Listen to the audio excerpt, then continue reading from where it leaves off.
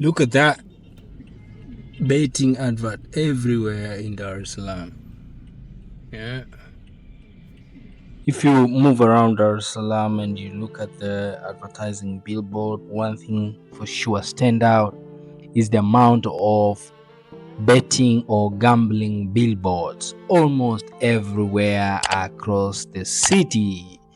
All right, so this shows that betting is one of the growing business or activity in Tanzania and Africa.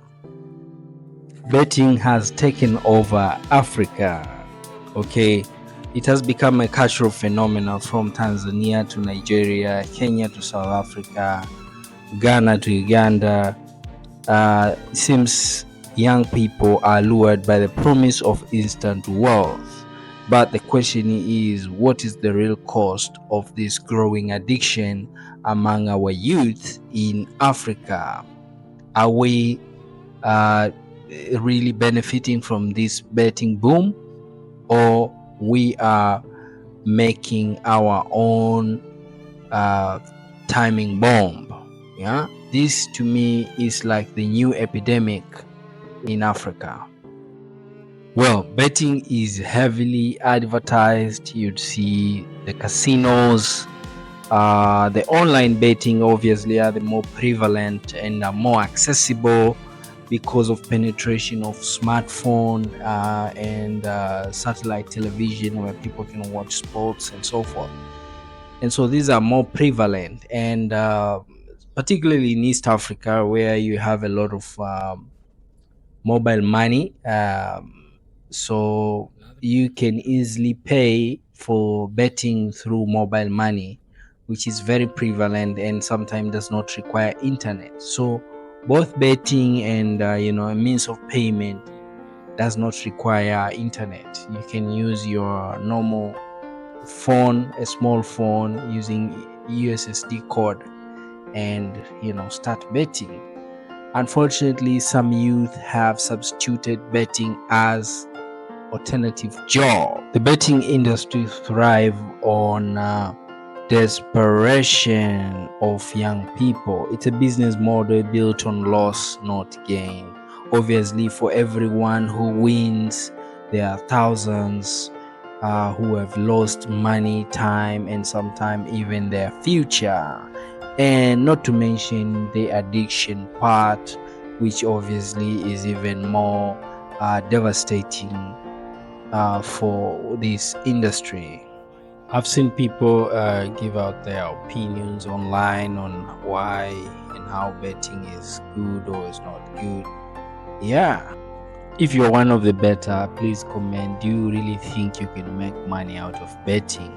Can you make this a job as some youth are doing? What's your take?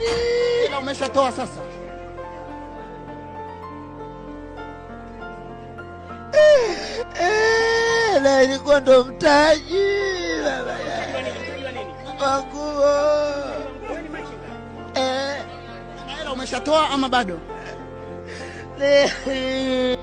So while some youth think they can win by betting, most of them are crying, like this one who complains that he has lost his business capital via betting. This is Mwenge, Dar es Salaam. All right, and look at the billboard right there. Yeah, that one. Okay, so this is a young man here try his luck on a slot machine. At some point there were so many everywhere in the neighborhood, even in the residential area.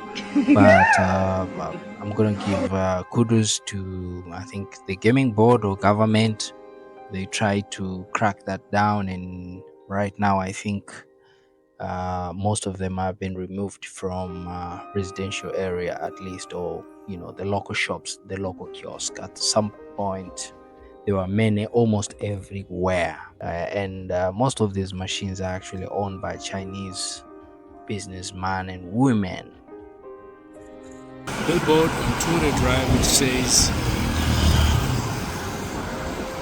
1.3 billion, win up to 1.3 billion for only 1,000.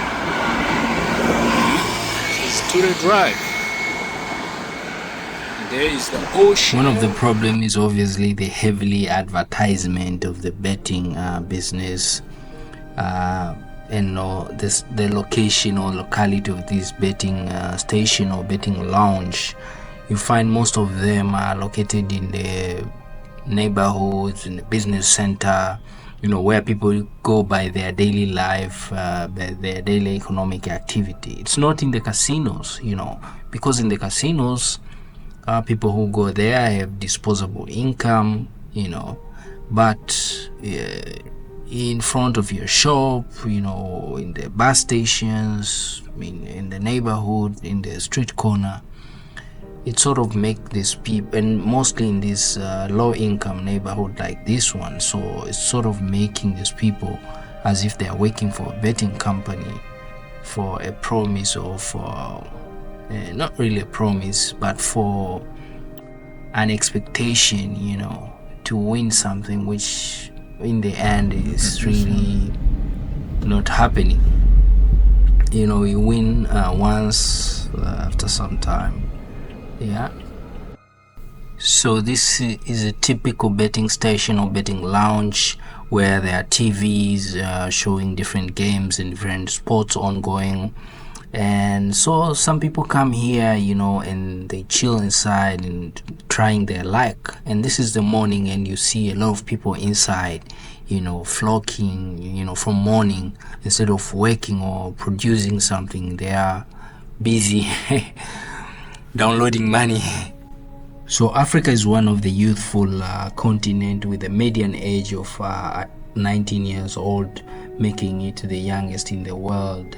And so there's so much labor potential or labor source or young labor, but unfortunately most of these youth are unemployed, and they end up using their energy in some of these get-rich-quick schemes such as betting, because of high unemployment rate and obviously lack of skills, and obviously lack of industry.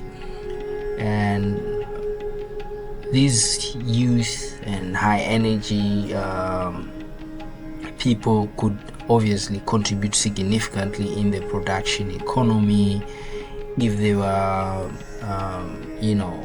upskilled, and if there were enough industry or factory in the country and in Africa in general. So I think the government has a role to play, but in my opinion, I don't think betting or spending most of the time trying to download money would really improve one's economy or one's financial status or even the country. So I think as African we have a lot to do.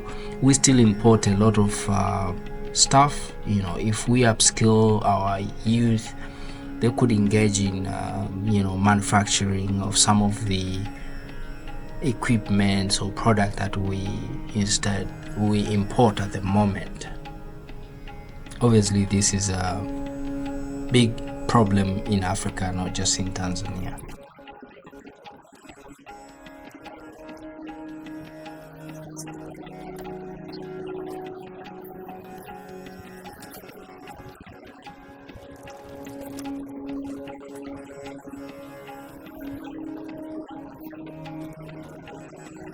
Well, bad news is betting is not good and it is addictive.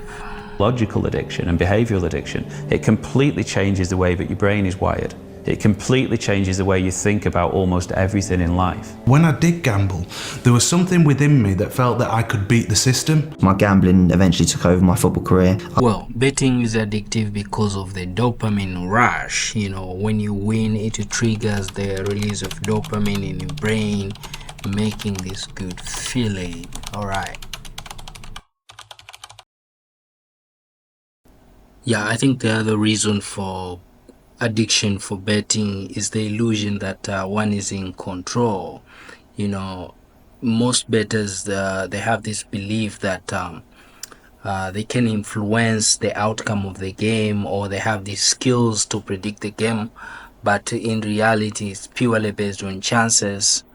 and the bookmakers or the company, the betting company, are very clever. They've set the odds such that it's always in their favor.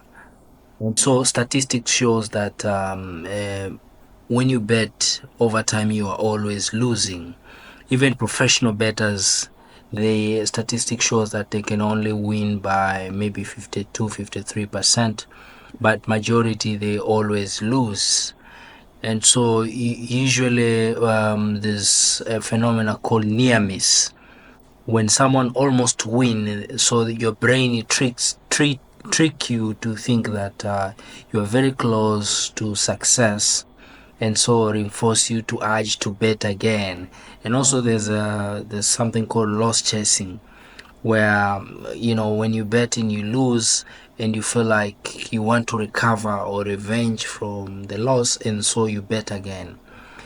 And so you are in this vicious cycle of losing, and obviously you want to chase the loss, or you have this near miss, or you win once in a while, and then you want to multiply your winning, but in the end, the way it's designed is always going to be a winner or profit for the betting company, because the odds are designed that way. So even if you have a game where a strong team play with a weak team, the odd for the strong team will be very small, or such an attractive that the player would not really put a wager on them, but the other team would have a big wager, but again the chances are very small. So in the end, the betting company is the one that is going to win. So really the only way to win money out of betting is not to bet and stop betting at all, because other than that, really it's an illusion, that you think that you have a skill to dictate how this will go, but in the end it's really it's a game which is really programmed to benefit the betting companies. And really the only way why you keep doing it is because of the dopamine effect that is released to your brain every time you win or you anticipate the winning, and so you have this pleasurable feelings, and when you're the anticipation of uncertainty of the outcome. So what is your take, what is your thought on this and the way forward with gambling in Africa? Thank you for watching. See you in the next one.